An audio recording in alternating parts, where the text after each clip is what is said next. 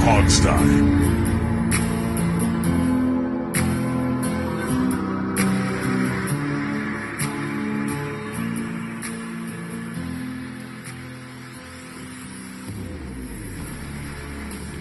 Washington gets what might be its biggest victory in the last 3 or 4 seasons here. A upset win against the 11-0, now 11-1 Pittsburgh Steelers. I'm still, trying to collect myself after such a big win, guys. This is Alex here. Welcome to Hogstye. I got Steve, I got Jamal. Guys, I think, Jamal, I don't know, did you give me the predictions? Because I know Steve and I both said we were getting blown out here. So. Yeah, I did, and I said I actually didn't say we were going to get blown out. I thought it was going to be a close game. And I just gave it to Pittsburgh off the strength, but I did say we were going to be close, like a 17-13 type of game. Lo and behold, we went 20-17, 23-17. So last second field goal. Hey, that 11-1. Let them go 15-1. That one loss going to hit different now. It's an amazing feeling. Like, there's moments like throughout this season where you had two blowout victories against the Dallas Cowboys. Then you had some decent wins in between. Obviously, the most exciting win was initially before this one was that 27-17 comeback against the Eagles. But this is that one where it don't matter how the season ends. Right now, you can talk your shit. Talk it. Don't hold back, because this is one of these. You're on a 3-game win streak. You were 2-game win streak heading into this game. You're on a 3-game win streak now to beat an 11-0 Pittsburgh Steelers. Regardless of what the reputation was around that 11-0 record, it doesn't matter. There was 11 teams before you that couldn't beat them, and guess who just got that W? Washington. Right. You talk your trash. If you're out there listening and you're a Washington fan, you talk your trash. It's okay to do that, because there was 11 other teams who played these guys before you, and none of them could get it done. And Washington did it in the best way they could, and it wasn't perfect, but they did what they needed to do, and 90% of the ball that they played today was perfect. Yeah.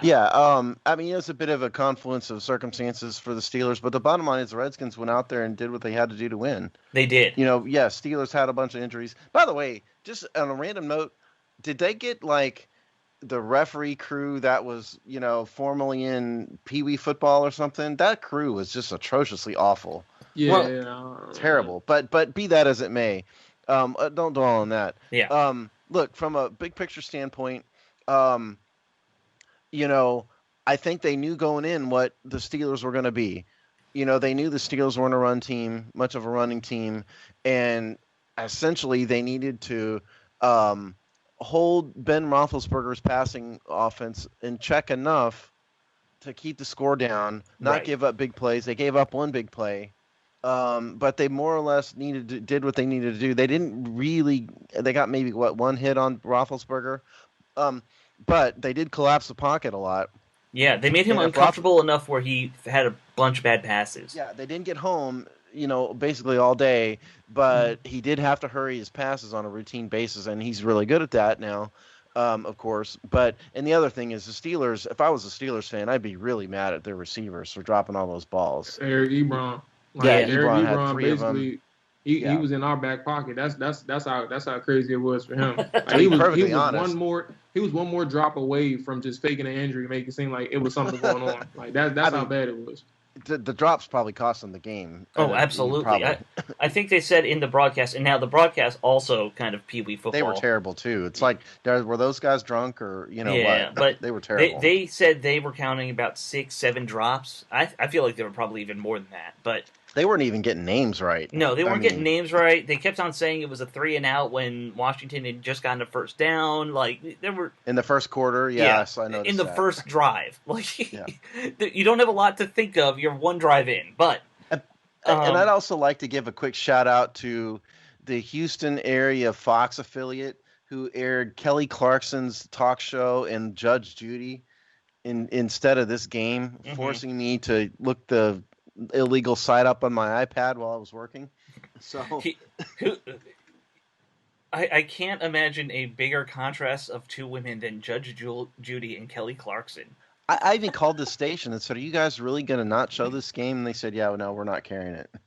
Like, So okay, I don't know. stupid. Are you going to get better ratings with Kelly Clarkson than the NFL? I No, mean, have at it. Mm-mm. no. Nope. Then, by the way, then two of the biggest marketed franchises in the NFL's history. Even though Washington's struggled and probably lower on the The totem Steelers pole are this year. 11-0. They were the Yeah, best team in football. yeah. Yep. Anyway, I don't want to. Again, I don't want to dwell on that. I just, That game you should have guys been made a on in bad every decision. market, and I know it wasn't. I saw the Um, broadcast map. yeah, I didn't think the Steelers were going to be that bad in rushing. They basically had zero rushing game at all. Yeah. 51 rushing passing attempts, I think it was Do the you want to go number. through the numbers? I don't think we've gone through the numbers Yeah, yet. okay, real quick.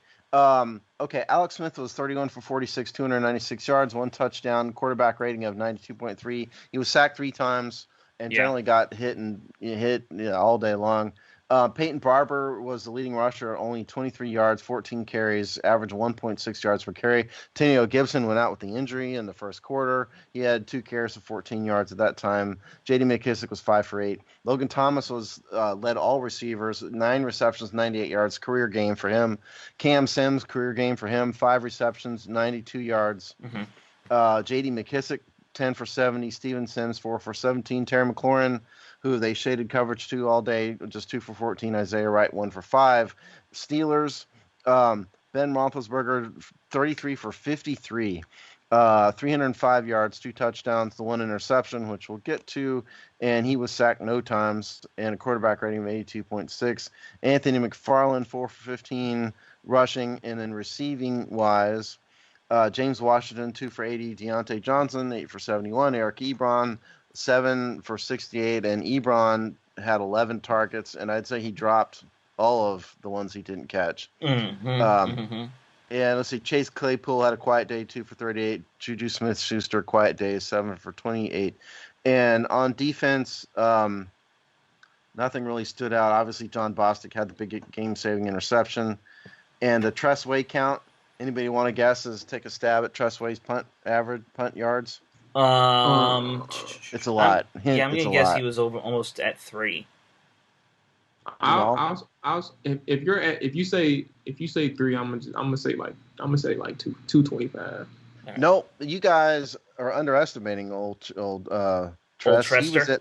He was at 322, which means he did outpunt the entire Washington offense by 4 yards. The Washington offense gained 318 yards, and Tressway had 322. So, congratulations. So another week where Tressway wins that contest. And this is one week where I say, you know what, man, I truly appreciate those yards because field position was a huge factor. It really was. With this game. So look, thank you, Tress. Okay. The only other point I more? wanted to make on these stats here was the quarterback hits on Alex Smith, and they hit him. ESPN counted. My stats are all in the middle of the screen. ESPN counted 10 quarterback hits on Alex Smith today. On what was it, 38 passes or something like that? 30. What did I say? 33, I think. Oh, 33. Okay, so that's a lot. Yeah, on 33 passes. Oh, I'm sorry, that's wrong. It was 31 completions, 46 attempts. Oh, 46. Still, he's getting hit over 20% of the time. Yeah. Guys, I want to start with the defense because I think it's safe to say that this game really was won by our defense stepping up here. You had the great goal line stand where they ran, 6 plays from basically the 1 yard line. Maybe 1 or 2 were from like the 2 or 3, but they stopped them there.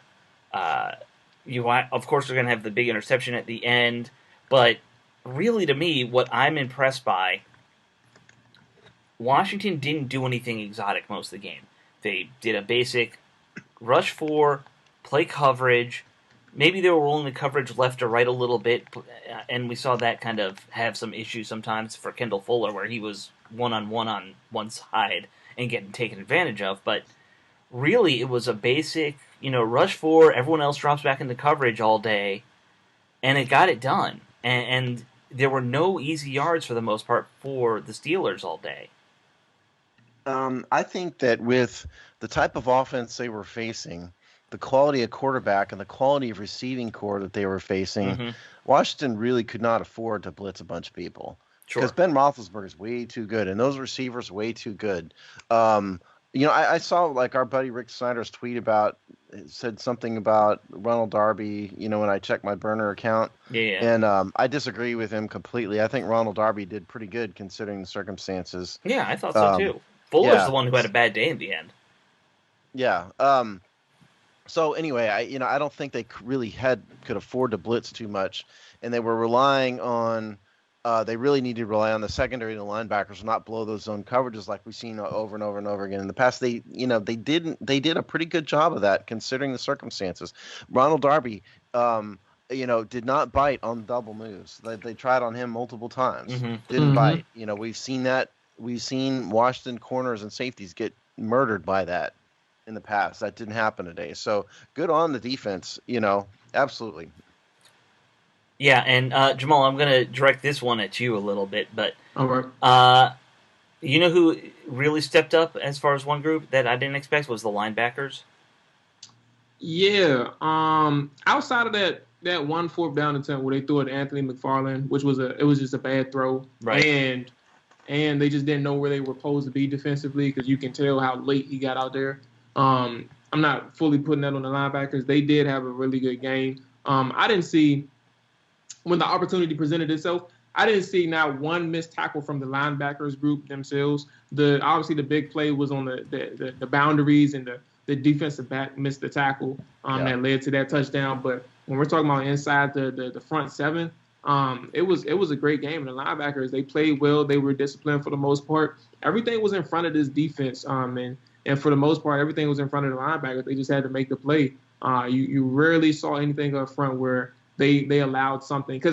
And I told you guys, excuse me, I told you guys it's consecutive weeks. I don't know how long I've been telling you, but consecutive weeks I've been telling you how this defense will always be good for that one explosive play. And technically it happened this week with the 40-yard touchdown. But outside of that, they weren't able to run the ball. This was a poor run offense to begin with, but still, you didn't allow that explosive play to happen. Yeah. And then anything in terms of coverage, it was decent. I will account for the drops that Eric Ebron had. There was some items where it's like, okay, maybe the perspective should change because he dropped the passes. So once time goes by and you're able to look at the film, you'll see like to what degree these linebackers were playing, like how they were playing against the looks from the Steelers. But it worked out in our favor right now. And until we can able to look at that film, I'm gonna just say that it was pretty impressive. I mean, look, Ebron dropped a bunch of balls, but that just goes to execution. Washington executed better than the Steelers did. Yeah. Washington dropped a couple balls, but not, what Steven Sims, I think, had one.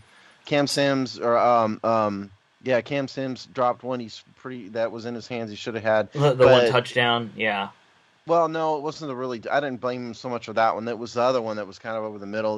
Towards the end of the game. Yeah. Yeah. I mean, they had a couple drops, so it was nothing like the Steelers, but that's execution. Washington out-executed the Steelers when they had to in that regard. And by the way, I just went through the last few seasons while Jamal's talking, and I found, they beat Washington beat the Seahawks in 2017, I believe. They put it to the Saints in 2015, I believe it was. And they had a couple big games against Green Bay over the years. Yeah, but this one is up there for sure. Yeah, it really in terms of quality. Because as good as those teams were, none of them were undefeated, and no, this is. I think this will go down early as one of Ron's signature wins. Absolutely. A coach already. I mean, look, and the Steelers, lost Dupree. They lost, Joe Hayden got hurt. They lost, what's the linebacker that went out? They had a whole bunch of injuries. There's no doubt about it. It was a confluence of circumstances. But the bottom line is Washington did what they needed to do. Washington lost their best player in Antonio Gibson. And they still found a way to somewhat run the ball and. And because I was watching on an illegal site while I was working, I didn't see what happened to Brandon Scherf. Brandon Scherf went out for a time, correct? Yeah, he kind of had some kind of. It looked like a slight leg injury, but he came back in. Okay. So I don't think they ever disclosed what it was. I saw some people saying it looked like he took like another leg into a knee into his thigh or something like that. And I guess the question with Gibson is does he have a broken toe or a sprained toe? Let's It hope sounds it's a like sprained toe. I saw some people say sprained turf toe type thing, which could be bad. That takes a while. Yeah. Yeah. I mean, I think, the defense did not do a lot of exciting stuff, though, to finish up on defense. It was just very fundamentally sound throughout the whole game. And you didn't see, at least with the front seven, and no one really blew their assignment at any point. Other than maybe that one moment where KPL came in for what looked like a sure sack on Ben Roethlisberger, and Roethlisberger did like the old man spin move and somehow got out of it. It looked like he was working in slow motion and still got out of a sack there. I think the Steelers suffer from the same problem that Washington does in that they are just, only there may be worse. Both teams are utterly incapable of running the ball today. And yeah, Washington lost Gibson. No doubt that was a huge difference. But, I mean, Washington's defense absolutely knew what was coming. Sure. I think for the Steelers to really go far in the playoffs, they're going to have to figure out a way to keep defenses honest. Mm-hmm. They just can't do it right now. They both suffer from that, Steve, but for different reasons in my mind. Yes. Washington doesn't have a good line for running the ball. They don't have a good line really very much. Like, they're okay. They can pass block somewhat, but this offensive line struggles, and I think that's where a lot of our running struggles come from. We have some okay running backs, but no world beaters. Pittsburgh's issues are all at the running back, because that's a very good offensive line. They said it a bunch of times during the game. Like, they haven't given up a sack in 18, 19 quarters or something? 18 quarters at some point during that game, so he's up to like 20 quarters now. Yeah, so that's like 5 games or something that he hasn't given up a sack. Well, I don't know what happened to James Conner today. I mean, he didn't play. I don't know if he's hurt. COVID. Again, it was hard for me to follow with what was going on. COVID. Yeah. Oh, okay. There you go. Yeah, COVID, so he's not playing. Well, that explains that. Yeah, that was obviously a big assist to Washington. Sure. Last thing I want to mention with this defense, Montez Sweat just continues to get better and better at his ability to like jump and swat that ball. Hey, look, Montez Sweat is right now a better player than Chase Young. Sure. He's their number one pass rusher. He's made athletic plays all year. He did it again today. I mean, we would be remiss in failing to talk about the key play, which was the Bostic interception at the end of the game. That was obviously caused by Montez Sweat, again, jumping up, making an athletic play, and swatting the ball, and then the ball went straight up in the air, and Bostic came down with it. Sweat has done that multiple times this year. Yeah, I think he had 3 swats this game. And I'm no defensive line pass rushing expert at all, but he's dramatically improved in the quality of his pass rushing, in the moves he makes. He's more apt to use his athletic ability than he was last year. Montez Sweat has made great strides as a player this year. And so I think he's really going to be – I think he's going to pan out and become the stud that we hoped he would be. James Young aside, I think Sweat has really made strides. I think so, too. He's had a good jump this sophomore year. Okay, guys, let's switch sides now. Let's talk about this offense. I think we have talked about it a little already. Losing Gibson early, it seemed like for at least most of the first quarter and into the second quarter, Scott Turner had no idea what to do at running back. He just kept on putting Peyton Barber out there, and J.D. McKissick wasn't getting involved at all, which seemed odd. Like the first, I think, 2 series after Gibson went down, all they did was run it up the center with Barber for 1 yard each time. Barber did a lot of what you were saying, 1 yard and fall down. He had a lot of those. The patented Peyton 1 yard in a cloud of dust. Yeah. He's good for it. He's good for it. If there's nothing else he's good for, that's it. I was so upset. You know what? He got us a touchdown at one point, right?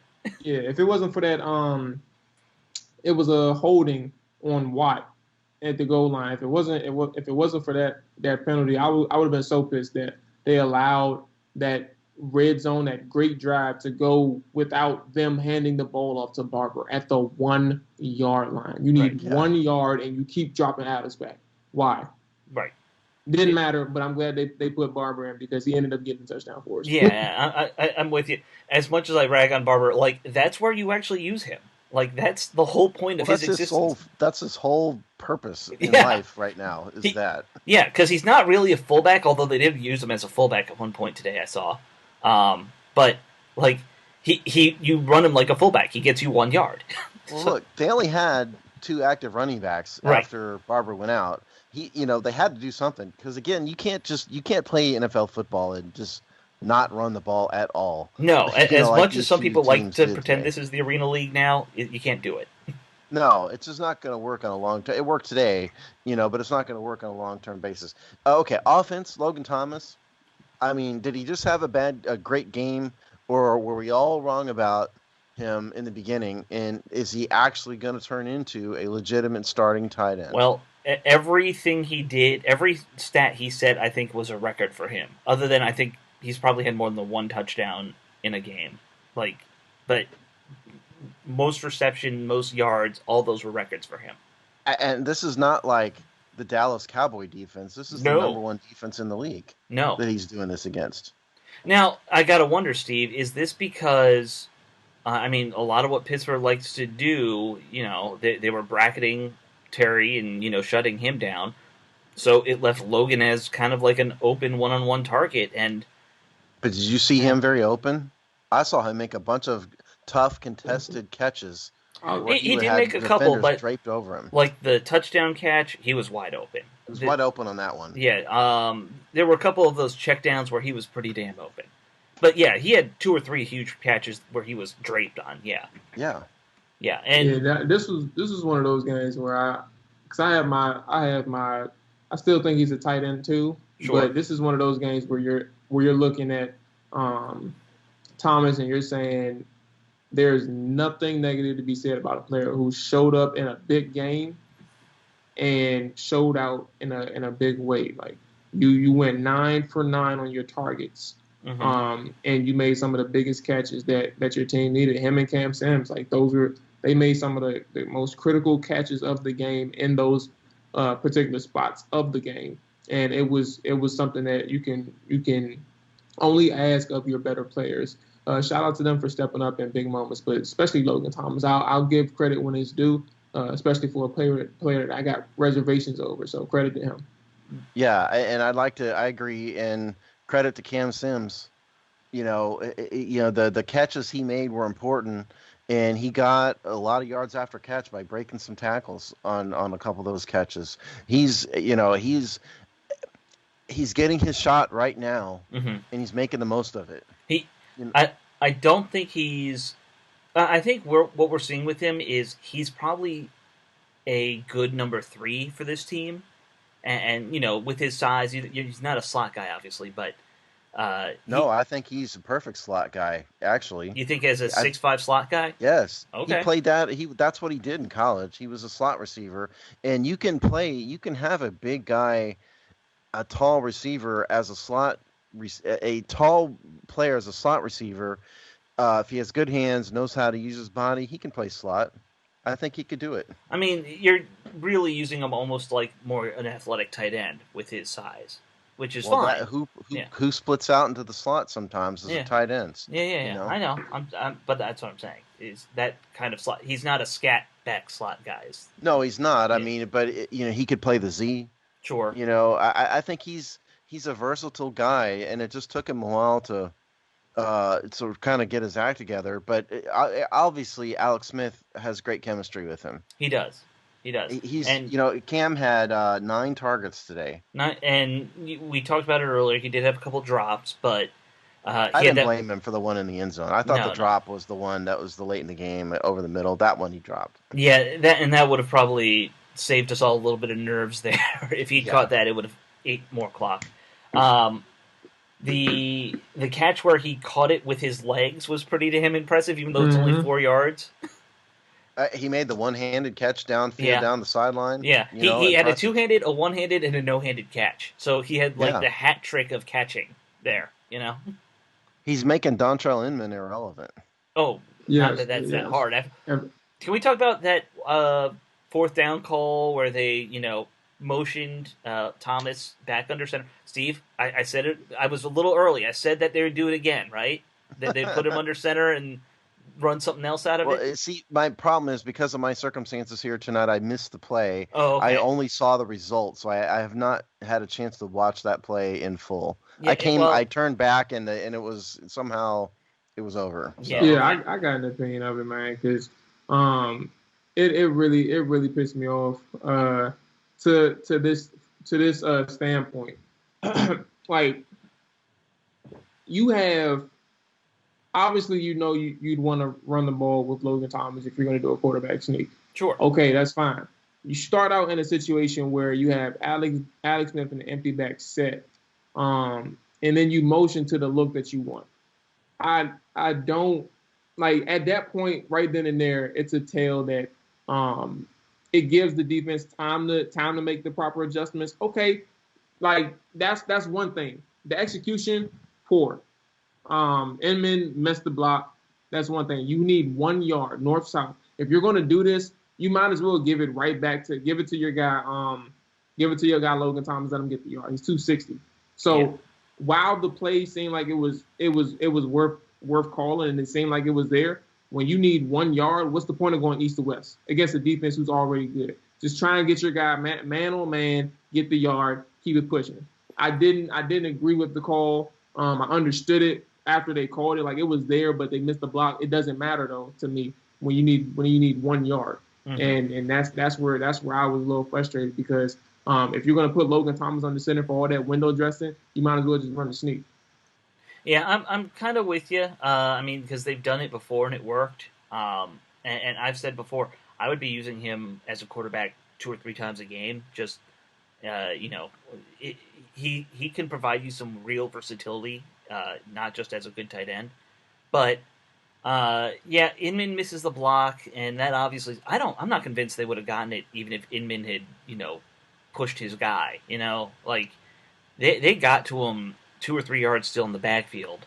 They got to McKissick.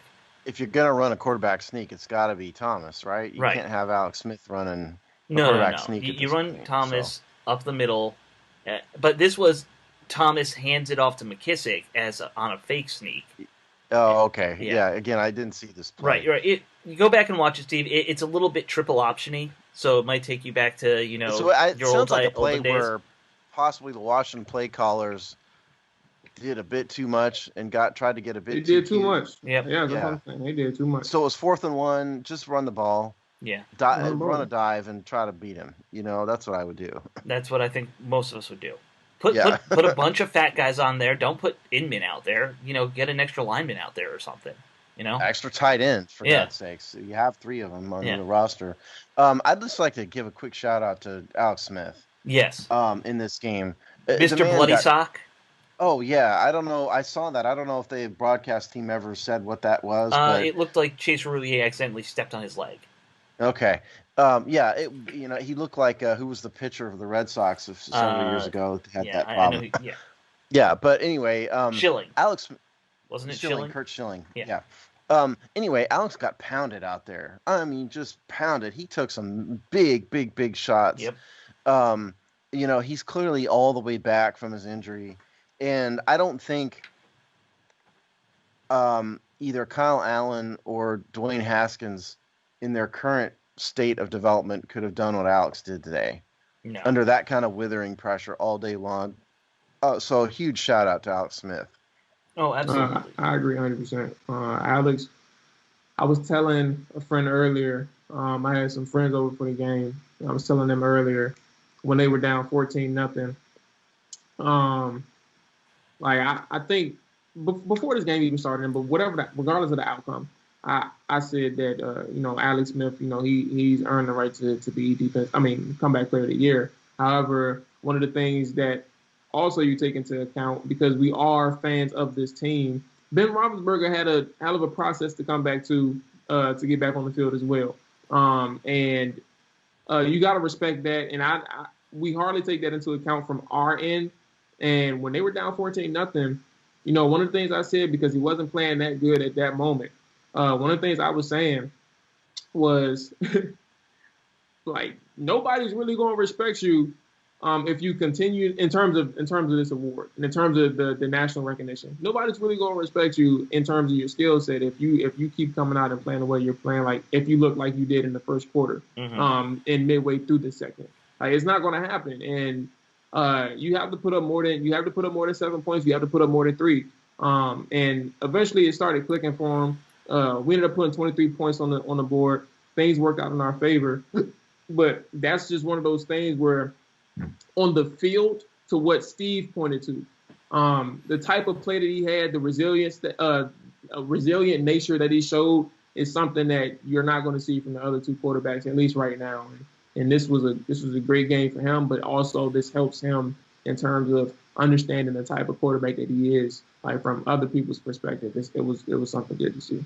I mean, don't forget, he's, what is he, 9-5 as a Washington starter now? He's very successful. So he's 3-1 this year. Yeah. Yeah. So, good on Alex Smith. I mean, what more can you say, about that? No. So more on offense. Well, we're running out of time. I want to touch on some of the issues we did see, specifically the special teams problems they had. Not so much, Trustway punting, but all the coverage issues they had this week, which was weird. I'm ready to cut Jeremy Sprinkle after muffing that fumble. I don't know how Jeremy Sprinkle can literally fall directly on a football and not end up with it. Yeah. That was so egregious because not only does he miss it, the penalty was on Pittsburgh. So it's like you had literally nothing to worry about.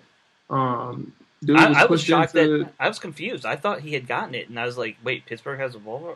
Yeah, I thought he did at one point too. But when I saw him dive on it, and I saw people still going for a ball, I was like, "You mean to tell me this fool couldn't recover the fumble? Like it was a layup of a fumble recovery." All he had to do was fall directly on it and curl up into a ball.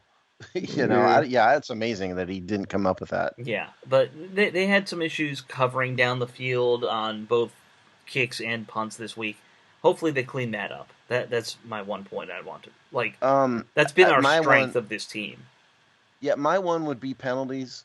I wish I just wasn't able to do my normal tracking today, so I don't know how many penalties they had, but they had more penalties than they normally did, was my sense. Yeah, they were midway through, and somebody put out there they already had 9, so... Yeah, it was a lot of penalties. Yeah. Whatever the number was. We'll learn that from no one from Tampa. We'll have his penalty article out later this week. But I think one thing that Ron Rivera has done very well this year with Washington is their discipline, as compared to the Jay Gruden era. Jay Gruden's teams were famous for having a ton of penalties. They've cut that out. They're one of the best teams in the NFL in penalties. They're like top 5-ish penalty-wise. And today was a little bit of a downer in that regard. So that's one thing that they need to clean up for next week. Yeah, against Seattle. Is it Seattle next week? No, San Francisco. Niners. 49ers? Okay. Yeah. The Arizona Niners. Yes, the Arizona 49ers now. I think that, those will be things that they got to clean up. It's a short turnaround now for next week. Luckily, San Francisco, not the same team as the Steelers in terms of difficulty. They're not a cakewalk, but, I think this was probably one of the best teams that Washington's faced all year. So there's no doubt, not one of. They were 11-0. It was the best team they faced all year. Yes. Baltimore was very good when we played them. That it will either be the Steelers or the Rams. Yeah. That's really what it comes down to. Baltimore, like you can't do nothing when you're still trying to find your way as a team, and you got to deal with Lamar Jackson, for 60 minutes. So. Yeah, I think it was Rams and Steelers top 2. Yeah, that's fair. Do you guys want to do game balls now? I mean, we're at after a half hour. Of course, you're gonna want to skip game balls because of a time clock now. No, we finally won a big game. Alex, you need to go first since you said something dumb like that. Okay, I will happily go first. On defense is tougher, so I'm going to do that first. I'm going to have to go with Montez Sweat. I think little things like the ability to jump up tip passes, get your hand in Ben Roethlisberger's face to make him adjust throwing trajectories, and all those things that people don't necessarily see on stat sheets. Things that result in incomplete passes, in tip balls, in interceptions. That's huge, and that's really what won this game. I think Montez Sweat gets my ball on defense, even though a lot of what he did probably doesn't show up on a spreadsheet somewhere. On offense, because I get the feeling everyone's going to go Logan Thomas, I'm going to go with Cam Sims just because I think that one catch he had in the final drive of the first half that kind of set up the field goal, that was the first signs of momentum in life in this team. It took him that long, and he took what was a little catch, something that probably shouldn't have gone as far as it did, and he turned it into a big play.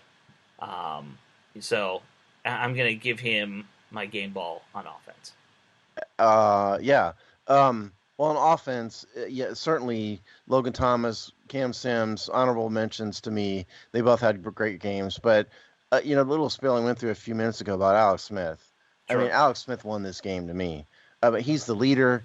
He's the unquestioned leader, and he has a presence and an aura about him that the other quarterbacks on the roster did not have when they were in. No. And I don't think this team would have won this game but for Alex Smith. So he gets a game ball from me gladly. And on defense, I'm going to go John Bostic.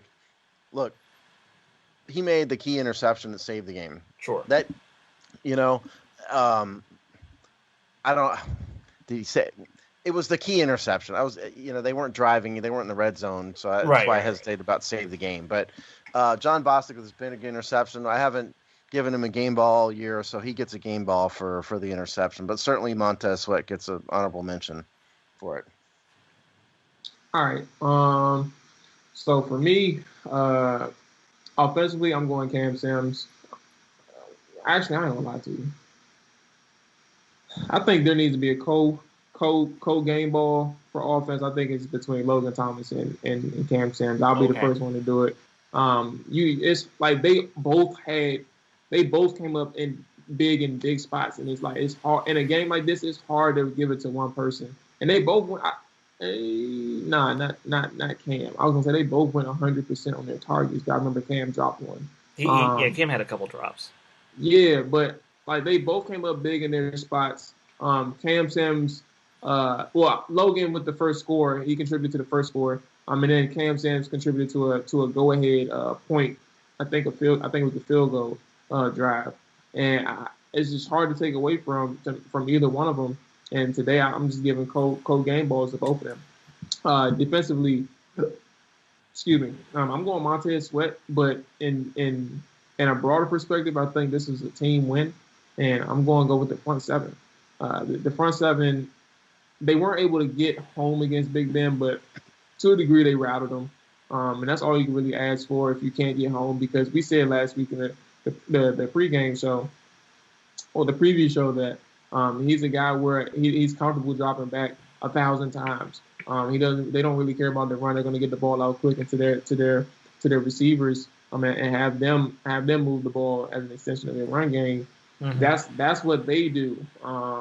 But when you're playing solid up front and you're disciplined for the most part, and you're just making the plays in terms of tackling and not allowing them to get anything on the ground, regardless of how many attempts they had, then I mean that's a really good sign.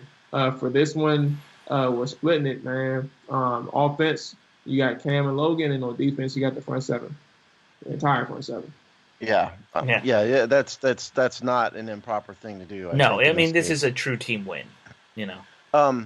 Just before we go, I would like to say, Ron Rivera, I've criticized him this year.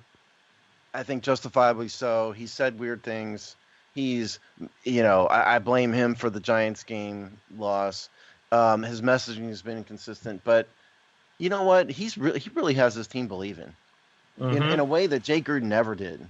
Never did. I don't think we've seen a coach have this big of an effect on players since Joe Gibbs left here.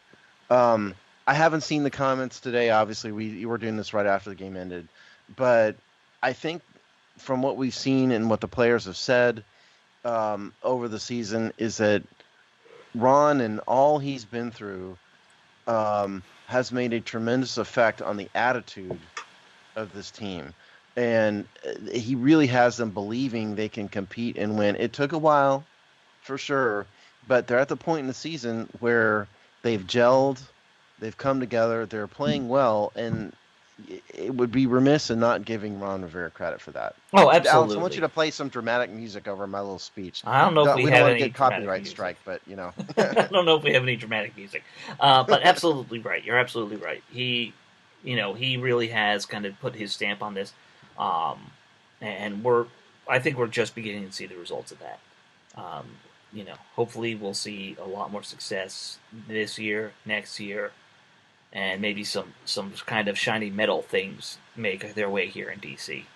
Let's hope. I mean, they need a quarterback, they need a running back. Oh, they've got a lot to rebuild over the next few years. Yeah. But a good coach like this, I mean, you see what he's doing with what they have, So right. Yeah. Long term, they need to replace Alex, and long term, they'll need somebody to go with Antonio Gibson. They'll need some offensive linemen, but he's got them on the right direction. And I really doubted in the beginning of the season, but he's doing well. Credit where credit's due. They've grown a lot through the season. Yep. Which is what you want to see with this kind of coaching staff. This game would have been 500-0 if it was in like week 3. Yeah, right. Yeah. Guys, I think that should wrap us up for today. Those were some great final thoughts there, Steve. So thank you all for listening. Let me just say, enjoy this week because, you have bragging rights for over a lot of your friends and coworkers this week. So go enjoy that, folks, and have a good night. Peace.